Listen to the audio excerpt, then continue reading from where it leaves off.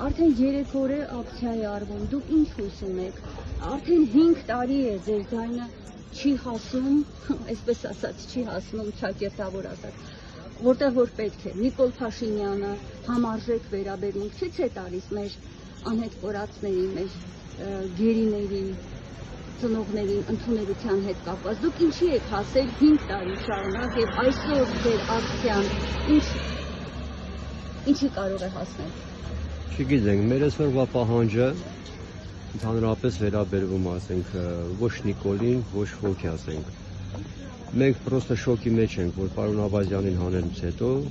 մենք տեղներս չենք գտնում ինչի համար, որովհետև գերիների անհայտ կորածների հարցերով զբաղվում է մենակ պարոն Աբազյանը։ Նիկոլի մոտեղ ենք մենք հանդիպումներ ունեցել ենք շատ, ինքը իր բերնով ասել է, որ Աբազյանն զբաղվում է հարցերով։ Մի այսօրվա դրությամբ, եթե պարոն Աբազյանին հանել են գործից, մենք էլ չունենք դիմելու ինչ-որ մի տեղ, որ մենք իմանանք մեր երեխաների ճակատագիրն ինչ անում։ Ու այսօր 2 գիշերու մի ցերեկա, որ արդեն ստեղ ակցիայի տակ ենք, չկա մեկը, որ դուրս գա, մեր ուզածը մեծ բան չի։ Դուրս գան մեզ 2 խոսքով։ Թեկուզ թե ասեն գնացեք 3 օր հետո ձեզ կասենք, որը որից հետո է, ով է նստելու իր տեղը, կարա ասենք Աբազյանի հարցերը տաղ չէ։ Պետք է բան։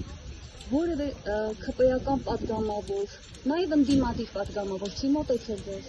Ոչ մեկը չի մոտեցել։ Ինչպես հասկանամ դա։ Չգիտեմ։ Իդեպ քիչ առաջ